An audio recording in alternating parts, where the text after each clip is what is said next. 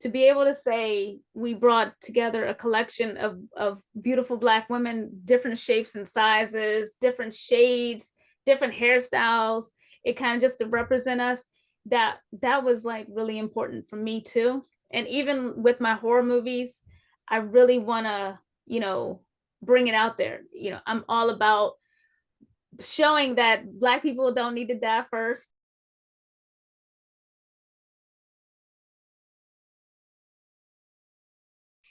Who is Serena Lee? Wow, that's hard. See, I gotta prepare for questions like that. Okay, so let's say I'll give you some clips. I'm a huge introvert. Okay, I am an artist because I'm not just a writer. I'm a graphic designer. I'm a mother. I have two grown boys. Um, and I'm just a hardworking individual. That's all. Well, that's not all. That's not all. You are a writer. You are a storyteller. Um, and let me ask you, what made you want to be a writer? I've always kind of like written or told little stories. So I was the only child for 10 years of my life. And I kind of entertained myself with I had a very vivid imagination. So I would write little stories and do things. And I read a lot. My mother read a lot. And so I've always been writing, but I had other passions. So I didn't really focus on writing because I didn't think, oh, I'm not good enough, that kind of thing. So it wasn't until 40 that I was like, maybe I should try this writing thing out a little bit more. Now you are a co-creator slash writer of a hit series. I'm going to go ahead and call it a hit series because you guys are back for season 2 of Yes. Wicked City. Yes. Tell me a little bit about how you got there first. Yeah, tell me a little bit about how you got there. I decided to take an extra screenwriting class. So I did Tressa Osrill's screenwriting class. And so I started doing it. I'm really into horror. So I was submitting my horror script. And one day, Kristen, I guess, went through my stuff and she's like, oh, she's nutty like me. Uh-huh. And she said, I have this story about witches. Do you want to write it with me? And I was like, absolutely. No hesitation. Absolutely. That's how the two of you guys connected. That is, and now we had worked on projects together for Megamind, so we knew each other prior to this, but she didn't know about my writing and what I did and my fantasy world that I live in. I mean, I'm surprised she didn't. I'm a Pisces. Come on. So but yeah. Well, tell me a little bit about how the two of you connected, or even if it's on some of the other projects. How did the two of you guys come together? I know you said that she saw your writing. Yes. How did you guys initially get to know each other? I think her first project was The Available Wife, Mhm. and I was doing craft services because I have a craft services business as well. So I was doing craft services. And that's just how we met. That's how I knew who she was. I would remember her because she had a very particular diet. So I had to be very in tune to that. And that's how we met. And we talked a little bit and wasn't like, but we didn't really become friends until we started writing. Once Wicked City got picked up, the two of you had a very short window of time to get the first few episodes off the ground. Can you talk a little bit about what that process was like? Wicked City is my very first project. So Oh, I was overwhelmed, shocked, confused, happy, all the emotions that you could possibly think of. But then when we started writing, and it was just so intense, and it was just a lot. It was a lot. We were up for 24 hours. The Zoom was open. I think we were falling asleep on Zoom. I mean, it was just madness. But and that's what got us to know each other quicker because we were pretty much spending every single day on Zoom together. wow. And what was the timeline that you had actually had to turn in, the first few episodes? Oh man, it was very quick turnaround. I'm trying to remember because they wanted everything in like 4 weeks. And Wow. I think we ended up getting everything to them in 8 weeks. So I think we were turning things around every 2 weeks. And then they would come back with notes, then we'd have to come back and fix it while working on the next episode. And yeah.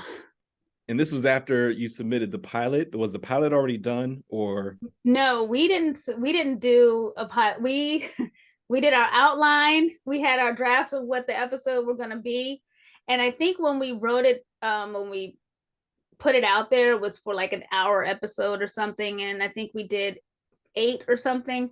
Mhm. But then we got it and it was 6. So then we had to change the storyline, speed up things a little bit, and go from there. Yeah, Kristen talked a little bit about that, where you guys actually had to cut back a little bit. It went from, I guess, an hour to 45 minutes to 30 minutes. 30 minutes, yeah. And, several characters had to be cut, and, I guess certain storylines had to be changed. Yes. Is that a grueling process, especially once you've already gotten the writing done? It it is. It is because you're like, oh, I have this all mapped out. We know where they're going. And then it's like, oh wait, we have to change this. And even though it might seem like a minor storyline, it's just going back and revamping that whole thing because we were very detailed. You know, Kristen laid out an outline. We were working on the outline and going from there. So then it went back from changing the storyline to make sure that everything made sense throughout in Yeah. order for it to work. But it was rough. Are you able to talk a little bit about what's in store for season 2? What I can tell you is that, we'll get some answers. Okay. And I think that's a big thing for people. People are definitely looking for like what's going on with Charisse. We're gonna find out what's going on with Charisse. And you know, what's the bad? Is the handler still the bad guy? What's happening? Those are the things we're gonna learn in season 2. I don't want to tell too much because this season 2 is I'm so excited. I cannot wait for season 2. When everybody sees it, they're gonna be like, is this the same show? Because it was already amazing, but it topped it. It took it several steps above and beyond. Yes. Were you guys able to get more episodes? Are you allowed to say that? We have 8 episodes, so we went from 6 to 8. Okay. So we get a little bit more. That's cool. Now that you know the characters, you kind of know the world. I'm sure there's still world building involved, but now that you know the characters, you know their personalities more inside and out because you've been able to write them, but you've now also been able to see them. Mm-hmm. How has that helped in your writing moving forward? I think it helps because we now know the actors and actresses that play these roles and what they brought to it. And so now it's not just like I'm trying to think about what their personality is. I see what their personality is. I see how they're acting it out. I see who this person is. And now I can add the character of that person add that attitude, add that flair that each individual has to the character. I asked Kristen the same question, but what was the feeling like when you heard that Vanessa Bell Calloway was going to be a part of the cast, and you were able to meet or see who the rest of the cast members were? I know there was a certain level of excitement for you. So Vanessa Bell Calloway was like our choice for Tabitha, and when we found out that she was even reading the script was just like you'd have thought that we won the lottery because I think we did win the lottery because it was just knowing that and we're like, oh my god, Vanessa Bell Calloway is reading our script, and that was everything. Right. You were also, and correct me if I'm mistaken, but you're also involved in some other big name projects like The Waiting Room on BET Her. Yes. And then also most recently, The Deadly Getaway. Yes. Um, Yeah. I do craft services for those. So those are the ones I do craft okay. services. Yes. I see. You own 2 other companies, the Lois Studios. Deloitte Studios. Yep. Deloitte Studios, which specializes in film development.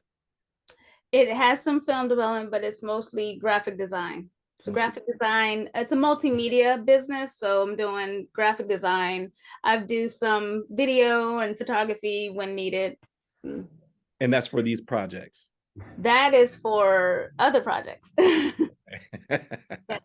So I do quite a bit. So mostly on the Megamind projects, I've in the beginning I was like a production assistant, but then I moved into craft services, and that's when I had the business. The other business, Sip and Dip, is for craft services. Right. Deloitte Studios focuses on graphic designs. I do pitch decks, banners, any type of arts for anything. And then I'll do video production. So photography, because I do photography. I just did a short film. I did some set photography for them. I've done some short films where I've been worked camera department in those films. So that's my mixture. But yes, I am by trade a graphic designer. I've been a graphic designer for over 20 years. Oh wow. Yes. So now I know who to call when I need some graphics. Yes, I am the person to call when you need graphics. You created the pitch deck for Wicked City? I did. How well versed are you in creating pitch decks? Is that something that you do regularly? I've been doing them, and I don't know how versed, but I know how to put them together. I know what needs, and I know the look. Mm-hmm. I know, just to make it organized and clean. Because everyone is visual, no matter what, especially in this industry, you want to put things in visual form. Mm-hmm. And so the prettier or the more eye-catching it is, the better, the more likely you're going to get that person to look at it. Are you able to kind of go into detail as to what it is that is needed in a pitch deck when you're looking to pitch a show, such as Wicked City? Yes. So you want to have your log line, your synopsis. Mm-hmm. Then you want to have what's the tone of the show. What are you bringing to it? What makes it different from everything else? And then for a series, because this was a series, we did a breakdown of each episode. So a synopsis of what should happen in each episode. Then we did our characters, mm-hmm. The main characters, and who we felt should play those characters. Mm. And then our choices in director. Then we listed ourselves as the creators and writers. And then, of course, our producer, Tress Oswell Smallwood. And your contact information. You need your contact information. So it's a lot to put in, right. And it takes a lot of work, but it's worth it. Mm-hmm. Once you submitted the pitch deck, how long did you guys have to wait before you received an answer or any type of feedback as to let you know that Wicked City was a go, or that the network was even interested? I can't remember when it was submitted. I want to say November we submitted it, and we heard about it getting picked up right before New Year's. Wow. Yeah. Yeah. That's pretty cool, man. So you said you said that you took a screenwriting course with Tressa, or Tressa was she taught the course? Yes. Yeah, she has a like a mentor screenwriting course, and kind of walks you through what to do and best things to do. That was just more of like an extra, because I'm always learning. You always got to keep learning, always learn. My first screenwriting course was with Harold Jackson, Professor Jackson. And I took that with him at Bowie. Uh-huh. And then I was like, okay, I got to keep learning, want to keep doing more. And so I just kept taking screenwriting classes. And then I came up to hers, and that's where I am. So I was going to bring up Harold Jackson, because I literally just got off the call with him. And I told him that I was going to be speaking to you next. And he told me that you were one of, if not one of his best students. He said that you were really good at screenwriting and storytelling. What do you say to that? That's so cool. That's so cool. I was his class was the first class I had taken, like, to even try to write screenwriting. And Mm. I'm very, twisted and weird and everything.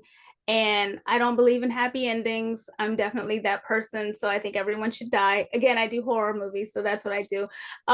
So I was a little, little nervous about submitting things to the class, and we had to present it in front of class. It was very nerve-wracking, but his class kind of got me over a lot of my fears, which is stage fright, reading in well, it's weird. I don't like reading my own personal stuff in public.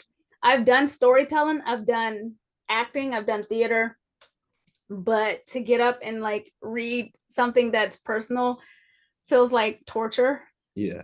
Or to have someone else read it is torture as well. Uh-huh. Yes, I learned a lot. I Every time anything happens, I always thank him because yes, he gave me that foundation to make me feel confident in what I was writing. That's good, man. It's pretty ironic that you love horror and you write horror, but the things there's a lot of things that you're afraid of. I yeah, I am definitely I took off for Friday the 13th because I told my supervisor it was a holiday for me. Really? And so I mean they're used to me, so I'm kind of weird. But I was like, oh, and expect me to take off for Halloween too, because that's a holiday. Mhm. But I've been watching scary movies since I was little. My mom watched them. We would watch everything. And then we'd read Stephen King. I have every Stephen King Oh wow. novel, whatever here. It was just, but I'm like, I'm not really like, I am like afraid of like speech and things, but I think I have a lot of other things people don't have. So my original degree was supposed to be in marine biology. So I started I was working at the Florida Aquarium. I used to handle alligators, snakes, whatever. So I'm Really? not like, like when it comes to animals and certain things, I'm cool. It's when I come to people, that's when the people are scary. So, um, and then that's what I did. And then I graduated from University of Tampa with in graphic design, and then went back to school later and did the writing. So that's my kind of short, quick life story. But Wow. I I'm a huge introvert. I would rather be sleeping than going places. And yeah, but I don't think I'm necessarily a chicken. I am a chicken. I don't know. I'm afraid of heights, but I'll do it anyway. It's like I'm afraid of heights, but I'll go climbing. I'll do rock climbing. I'll do hiking. But I started to panic. I have a panic attack midway, but I'm like, I'm gonna do it anyway. I've mentioned in a couple of my interviews before that it seems to be the common theme amongst a lot of us creatives is that we are all introverts. And it's not until we start to talk about the things that we know and love that we begin to open up. But outside of that, we are a turtle in its shell. Yes. I know you love horror. Is that the genre that you enjoy writing the most? Yes. Okay. Uh, And so, yes. so outside of Wicked City, are you working on writing any of your own projects, whether it be a series or a film? Yes. I'm working on a series, and I'm working on a film that I've been working on for a while, but Wicked City kind of took over, so I had to put that on the back burner, but I'm back to that now. So I'm excited. Are they both horror? Horror, thriller, Horror thriller. yeah. Who writing wise inspires you? I can't say what writers inspire me, because really the reason why I write and do the things that I do is because of my mother. You Mhm. know, she would write, but she wasn't a writer. My mother was a social worker, but she was always writing or telling stories, and it was her allowing me to be the nutty person I was and live in my own fantasy world that kind of inspired me to be what I'm doing now. So that's really she's my biggest inspiration. I don't think there's anybody out there. And I know there's writers out there that are Sure. amazing, but if it wasn't for her, I probably wouldn't be doing what I'm doing. Right. And that's an honest answer, and there's nothing wrong with that. A lot of times we get a lot of our inspiration from our parents, first and foremost. And sometimes they are, well, oftentimes they are the number one inspiration Yeah. in our lives. Who would be your favorite horror director, or who in film is your favorite? Again, I'm older, so I grew up with Wes Craven, Okay. and I've probably seen everything multiple times that he's made. And that was kind of an inspiration on that side. I mean, anything Wes Craven I watched. Yeah, Wes Craven, Alfred Hitchcock. Yes, yes, definitely. Or Stephen King, you know. Are you a fan of any of the Jordan Peele horror, or is that's too light of horror for you? It's not too like I like psychological horror. Okay. Um, I do, because if it makes me think, I'm good too. I do like some of the stuff. Mhm. Um, I'm still catching up. I have ADD a little bit, so I tend to watch the same things over and over again, and it takes me a minute before I watch something new. But unless it's like super gory, I have to go see it. Like if something like The Exorcist comes out, I have to go see that. Like that's sacrilegious to not go see that. Those things like that. Did you watch the new one? Is it out yet? I don't even know if it's It, out. I don't know if it's out. I have a friend that is away right now, so I'm hoping that when they get back, we can go see that, because that is one I don't think I want to go see by myself. I will go to the movies by myself a lot of times, but that just doesn't feel like the right one to watch by myself. Yeah, let me tell you, when I saw that preview for the first time, I said, nope. Well, you won't find me in the theater. No way. Okay. When I saw the preview, I was like, oh, yes, it's a must have. I must go. I need to go now. Like, calm down, calm down. It's not out yet. Okay. When it comes to character building, how do you know you have a strong enough character, Mm. or a good enough character to be a part of the story? I think, especially with storylines, for me, it's like it's kind of pulling from life. Mhm. And so I find like good characters are relatable no matter who they are. They're always relatable in some matter. So I think as long as you have someone that when you're reading that, you're like, oh, people can relate to this, or people can understand this, then I think that makes a strong enough character to put into your story. When you guys are writing an episode, how do you know where to? Well, in some cases, I know you can start because it picks up where it leaves off. Um, but how do you know where to end an episode? Mostly ends with page count, or like, because we'll go over so much, and it's like, oh, I think we've done too much, we're gonna have to move this storyline over to the next episode. Uh-huh. But it's just really trying to make sure that we have enough that involves all the characters, and that's really showing their storyline and their growth and who they are, Mhm. and the message, the overall story. We can say, okay, did this message end here? Should we end on a cliffhanger on this episode? Should we go over to the next one? And that's really just it. And it changes as you're writing it. It changes as you're rewriting. So you write and then you rewrite, and then it's like, okay, I think we finally ended on a good note. Have you ever written something and it go into production and you'd be like, oh, if I'd have just did something else? I don't know. I haven't really had that issue. There was the first season, there was like a storyline that I really wanted in there, but I kind of knew that wasn't going to happen, because that was probably going to cost too much money, because it involved killing somebody, and because that's what's me, and I'm like, oh, I didn't know that took all of that. So that's probably something that I was like, I would just wish we could have had that, but Mhm. I'm good with it. It's okay that it didn't make it. Maybe in one of your future projects you can still have that premise, but different characters, different scenario, but still Yeah. along the same lines. What is next for you? I know season 2 is already in the can. It's coming out October 19th. What's next for Serena?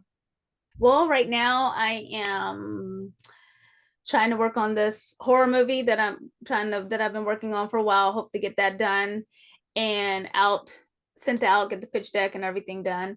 I'm actually will be coming up soon to teaching a pitch deck series on what's involved in a pitch deck, what you need in a pitch deck, how to make your pitch deck good to great.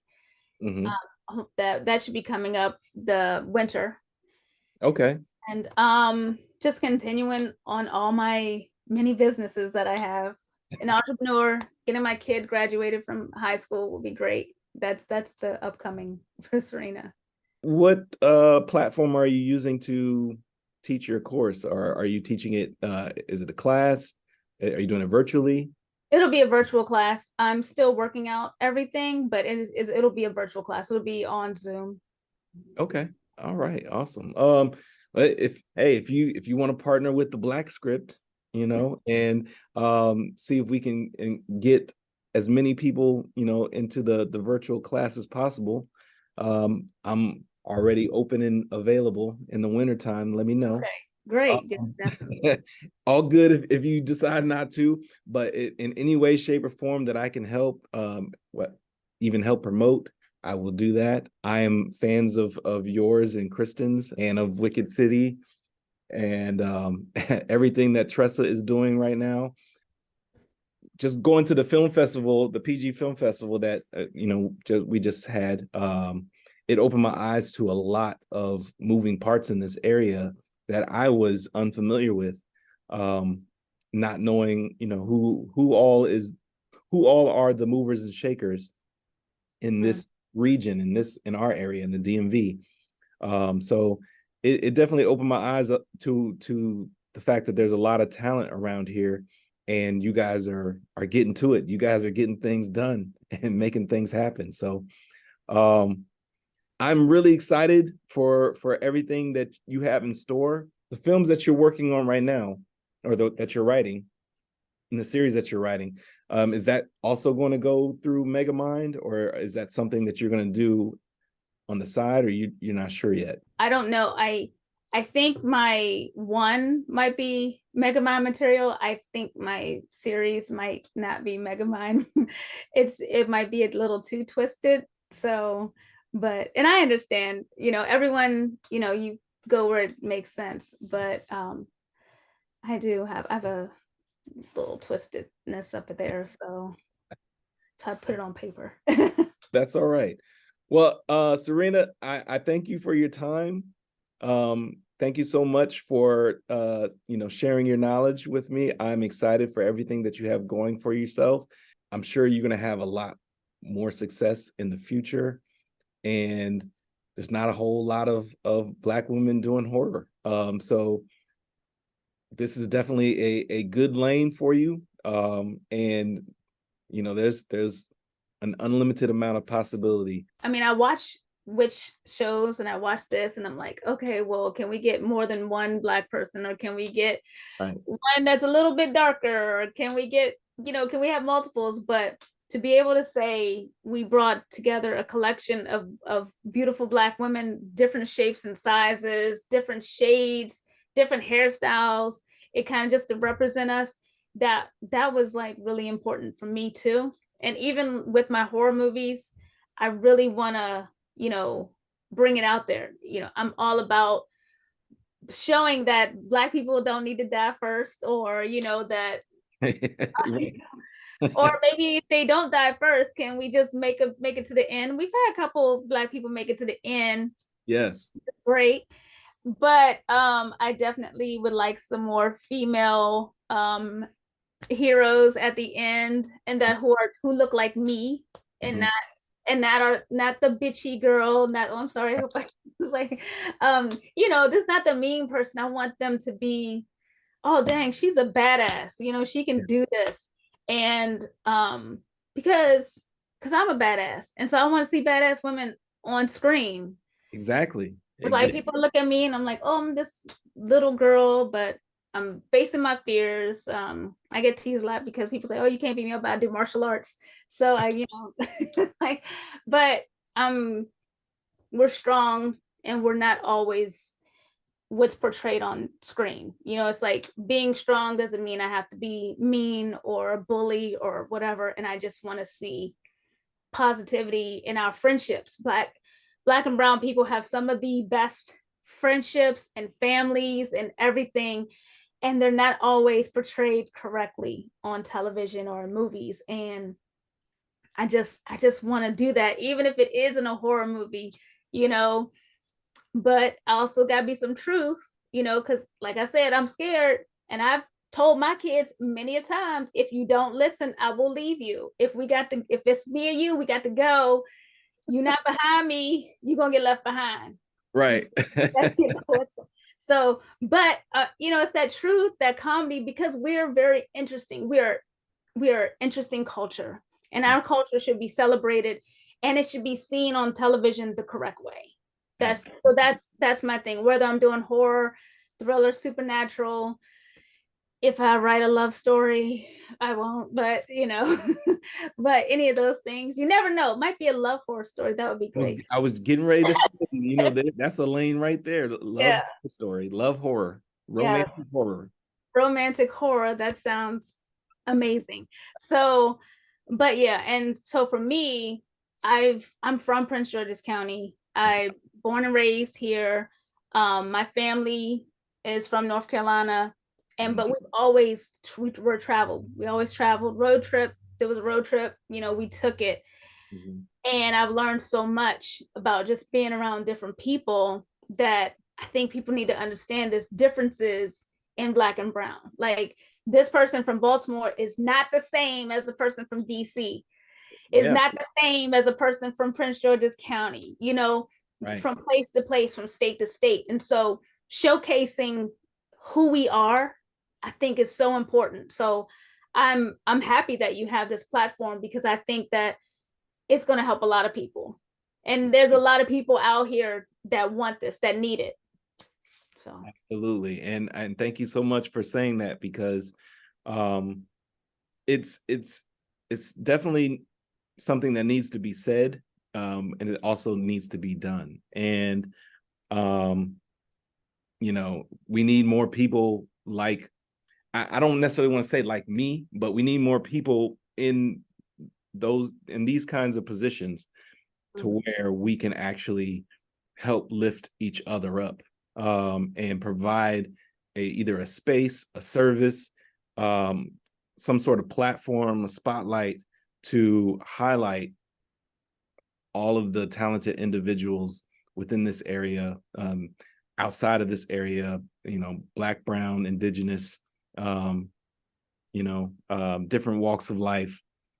It's very important. And you get tired of seeing the same stories being regurgitated over and over again, and you never find stories of people who look like you, or come from the same walk of life of you, or came from the same city as you. Yes. Or even filmed in the same region as yours, right. Yeah. In which that's what you guys are beginning to do with Tressa and Megamind, and bringing everything to PG County. I was just talking to Harold about that, as far as, you have the LA hub, you have New York hub, you have Atlanta now, but the DMV needs to be a hub for this talent.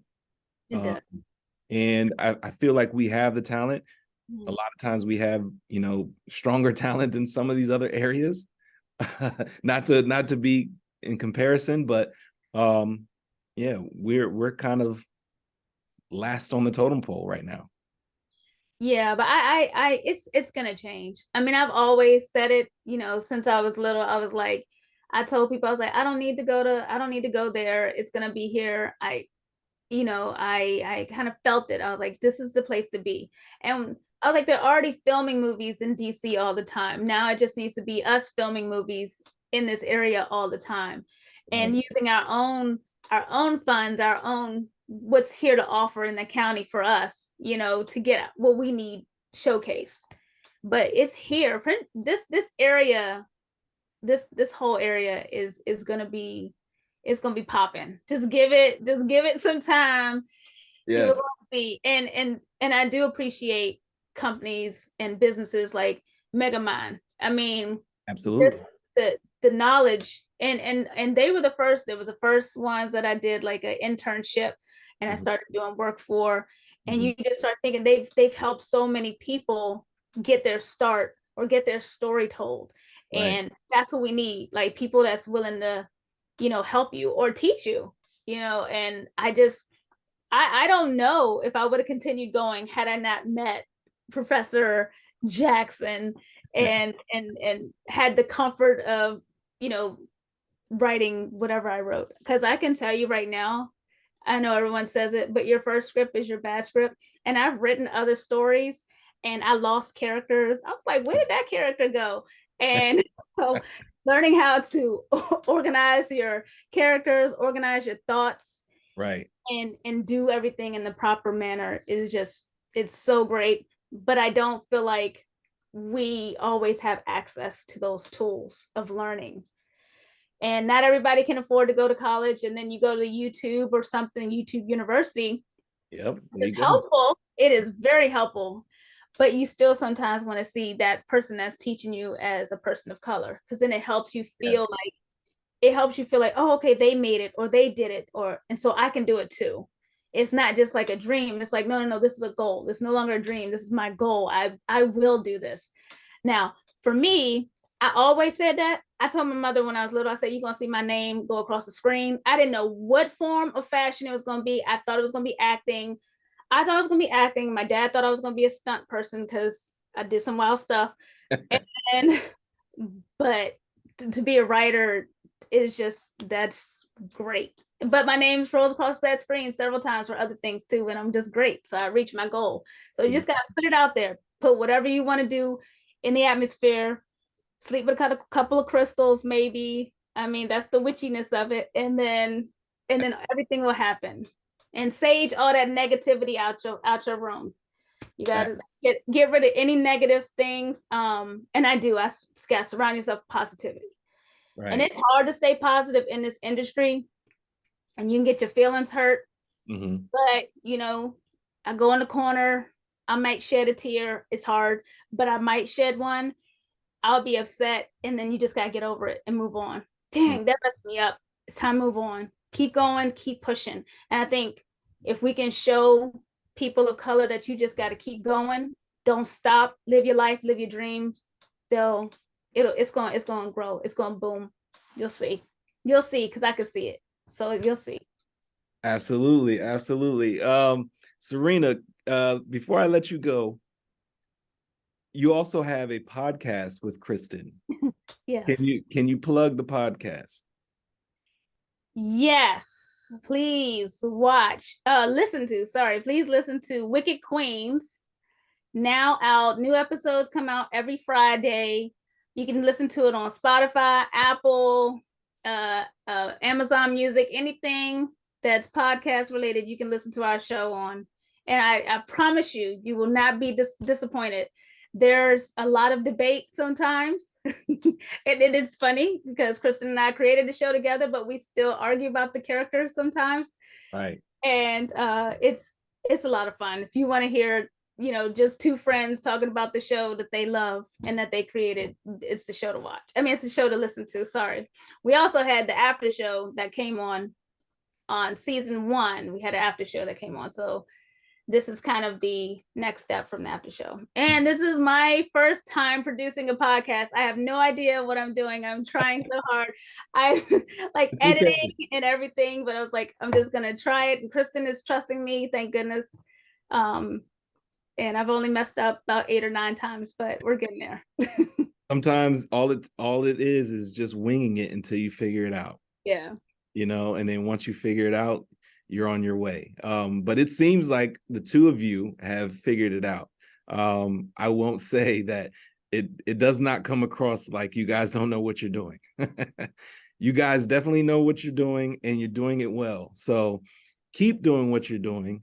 And I applaud you. I applaud Kristen. Thank you so much for your time, and all of your insight to the show and to screenwriting, and also our conversation about how we need to move forward. with building things up for our communities. Serena M. Lee, guys. Thank you so much. Thank you for having me. This has been great. Thank you so much. I appreciate everything that you're doing. So thank you. Yeah, thank you. Thank you.